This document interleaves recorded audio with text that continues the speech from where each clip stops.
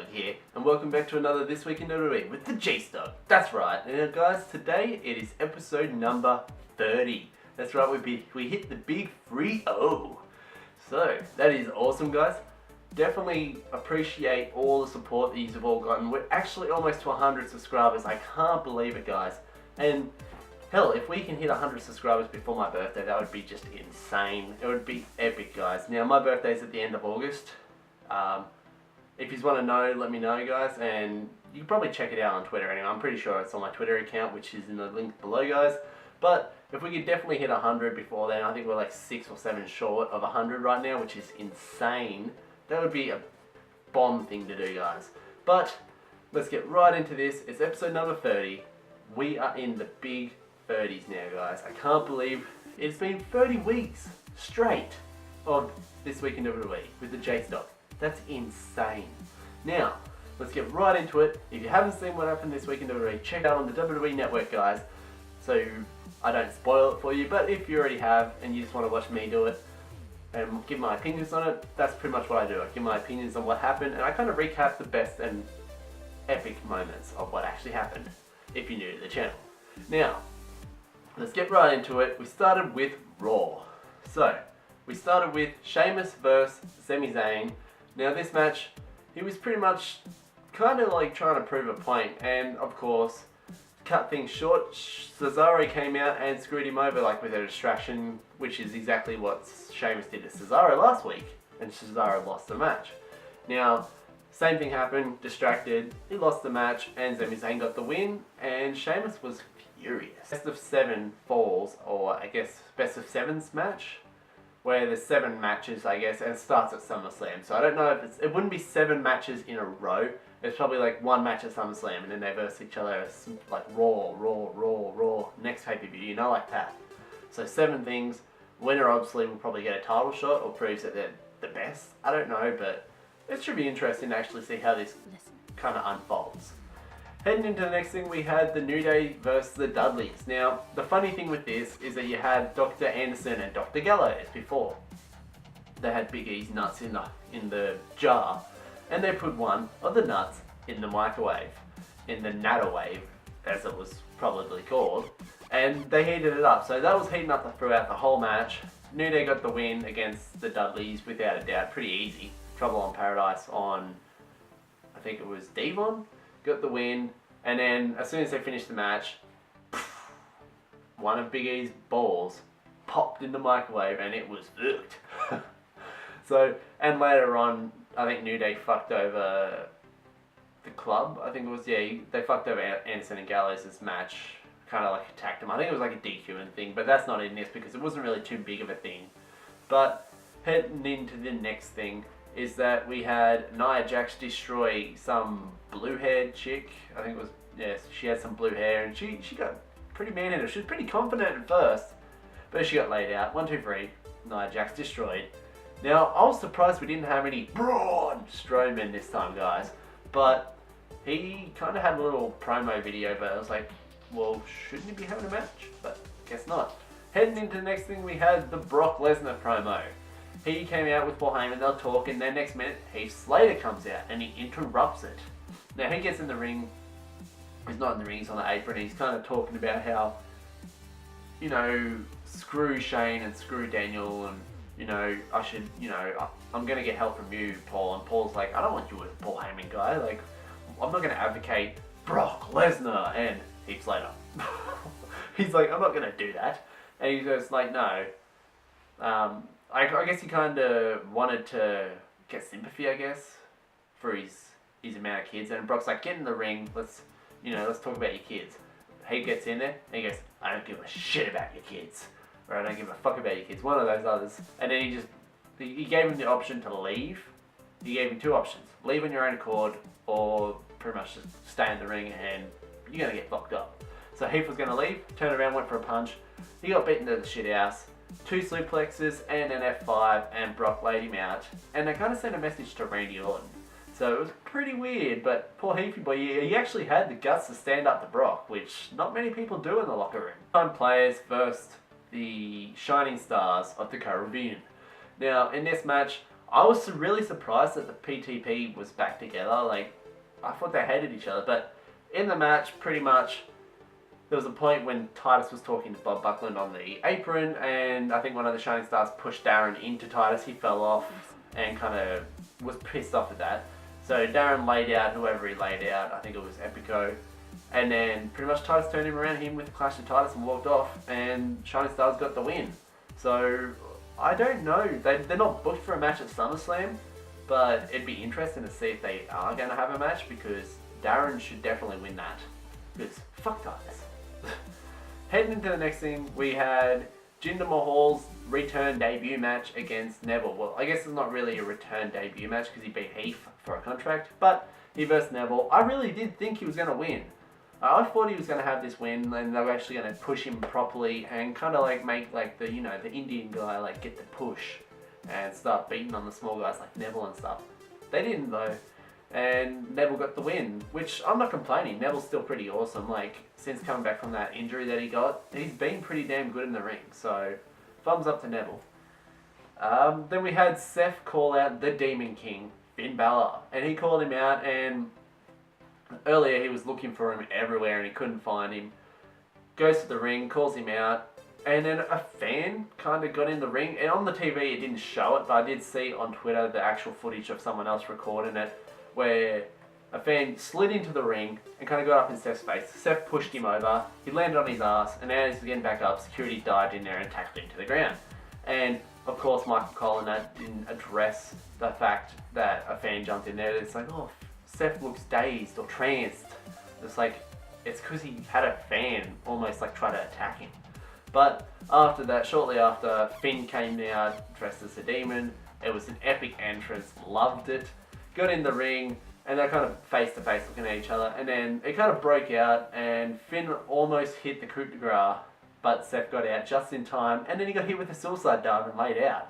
So I can't wait for that match for the Universal Championship. It is going to be insane. Heading into the last thing, guys, it was Rusev versus Roman Reigns in a non-title match, ready for their US Championship match at SummerSlam. So most of the match was Rusev literally dismantling Roman Reigns' arm and just whooping him around. And it was, I guess it was for Lana's like right or some shit to kind of make amends, like defend her because, you know, she got pushed into the cake the week before. So what happened was the match was all Rusev pretty much the whole match, but at the end Roman hit an epic spear, got the win, and it looks like he's got the momentum heading into SummerSlam. Okay guys, we're now into Smackdown. So we started with Miz TV, and we had Dolph Ziggler and Dean Ambrose as the special guests. They were kind of taking jabs at each other, running each other down, and then it got to the point where Dolph Ziggler was like, you know, kind of luring him in, and he hit him with kind of like a super kick out of nowhere, laid Dean out, and he kind of sent a message to him like, you know, I'm mean business, Butch. I'm going to take that title. And Dean's laid out, and he didn't look happy later on backstage. But then we had the Usos, American Alpha, and the Hype Bros versing the Ascension, the Vaudevillains, and Breezango in a big tag team match. Now this one was pretty awesome. It broke out and everyone was beating the living shit out of each other. They were going hammer on each other, guys. And to come down to the end, American Alpha ended up getting the win. I think it was over the Vaudevillains, as per usual. It's always the Vaudevillains that get taken out last. And they lost the match, and American Alpha got the mad win, and I don't know, I reckon they should bring tag team titles back for separate brands, because they got the WWE Tag Team Championships on Raw, and because they're not really sharing those titles at the moment, I reckon they should bring back, like back in the old days, they had the WWE Championships, and then they had like the other ones, the World Tag Team Championships, split it up, and make two titles for each brand, so tag teams on that brand can fight, tag teams on that brand can fight for gold, as well as the Divas, well, women on SmackDown. Then we had an epic entrance from Naomi, like it was neon lights, it was remix song, it was just epic. She was meant to verse Eva Marie. I was so fucking happy that her entrance is just epic. Everyone was loving it. This is what she needed to do to get over with the fans, and it worked. But Eva Marie was late due to traffic or some shit. so she was not there. So it was a waste of time even entrancing, but well, at least we got to see an awesome entrance. Then we had a little type of promo footage thing, a video of Kurt Hawkins is returning. That's right, guys, the Prince of Queens. As you all see him on Grimm's Toy Show on YouTube, battling it out for the YouTube Wrestling Figures Championship. It's pretty interesting. Like, I loved watching, Kurt Hawkins and his Creator Pro guys beat up Grimm and Doo-Hop. So, to see Kurt Hawkins is returning to Smackdown Live, I don't know when, but hopefully it doesn't come with the curse of what happened to Shelton Benjamin when Shelton Benjamin got injured and is not making his return anytime soon, which sucks. So hopefully that doesn't happen to Kurt. Hopefully we actually see him on the SmackDown brand soon and they don't fuck him over like they did before. They give him a good push, make him he'd be an epic heel. Like, he can pick on people like he picked on Grimm. But it was pretty mad, like he's countered to Affinity twice. And he doesn't like, he scares the crap out of toilets and all that. It was pretty funny. Like the little facts thing. So he's like kind of like they're giving him like Tyson, a kid's old fact thing, I guess, but it still looks awesome. Had Randy Orton versus Heath Slater. So if Heath was to win this match, he would get a contract for SmackDown because he went toe-to-toe with Brock Lesnar. He was going to go toe-to-toe with Orton, but this one's an official match. So in the match, he went pretty well, and Orton kind of got himself DQ'd. He wouldn't stop punching the shit out of Heath, and then he beat the living crap out of Heath after the match, hit him with like a couple of suplexes and an RKO, sent him to Viperville, but Heath won the match. It wasn't in the thing that said you have to win by pinfall submission. It was just say win the match, and he won by DQ. So he got a contract, and that is epic. However, backstage when he's in the medical office, he's kind of a bit concussed or fucked up in the head at the time. And Shane and Daniel Bryan come in and they're like, congratulations and shit like that. And he thought that Daniel Bryan was Mick Foley and, he's, I don't know, it was kind of a little bit of an insult to Daniel Bryan, but Daniel Bryan rubbed it off. He could take it. And they're like, oh, here's your contract, and they put it in front of him. And then he turns to Shane, he says, you're so beautiful today, Steph, and all that. And as he's about to sign a thing, Shane grabs the contract and takes it. And everyone booed the living shit out of Shane. And I don't blame the fans for getting up him. Because Shane, we all liked you until that moment. We supported everything you've done since you returned. And then when you fucked over Heath Slater, that is the lowest of the low guys. He literally took the contract away from Heath when he did what he was meant to do. Just because he was fucked up doesn't mean you take the contract. But Heath wanted to sign the contract, but I guess you could say, fuck you, Shane O'Mac. Hopefully it's like next week on SmackDown he gives him the chance to sign it and doesn't have to jump through any more hoops to get the contract. Or they at least let him sign it on SummerSlam, because at the moment, that's fucked up that they did that. Like, Shane got the biggest boo, and I wouldn't be surprised if from now on he is booed because of the fact that he fucked over a new fan favourite, Heath Slater. And I love Heath because Heath's just epic. He's just awesome in the ring. His promos are perfect, and it's just funny the way he goes on. And to have that happen where he actually won the match by DQ, but to have him get the contract taken from him just because Shane can't take being called beautiful and reference to his sister, get over yourself, Shane. But then we ended up having Erick Rowan versus Dean Ambrose. Now this one, of course, we knew Dean won, and he did. He got the win, and then after the match, Bray was looking at Erick's kind of sheet mask, looked at Erick. Erick's like wondering what's going on, and he throws it down on the seat and walks off. So is this the end of the Wyatt family for finally? Maybe. Maybe Bray's done with having followers that can't get the job done. So I'll keep watching that to see if there's any interesting type of things come forth with that, but it should be interesting to find out what goes on there. Now, the last thing on SmackDown was a tag team match between Carmella and Becky Lynch versus Alexa Bliss and Natalya. Now, Eva Marie showed up midway through the match, tried to cost Becky the match like always, but Naomi came out and chased her out. I think she chased her around the ring. And then Naomi got thrown out by Natalya, I think. And then Natalya went for a roll-up on Becky. Becky got out of it, put her in the disarmer, and Natalya tapped like a bitch. And of course, they go in there with a win, and we found out that is a 3-on-3 match for SummerSlam. Carmella, Becky Lynch, and Naomi versus Natalya, Alexa Bliss, and Eva Marie. But, however, recently I found out Eva Marie has been suspended for 30 days because she breached the wellness policy. So, I don't know at the moment what's going to go on. It looks like it might be a 3-on-2 situation, or it could be just cut one of those ones off and have 2-on-2. We don't know. But, yeah, I have no idea what's going on there, guys. And then we headed into NXT, where we had Hideo Itami versus Mustafa Ali, someone from the Cruiserweight Classic. He's from Pakistan. He went alright, but he wasn't going to beat Hideo. Hideo laid him out 2 weeks in a row. Well, 2 matches in a row for Hideo beating Cruiserweight Classic people.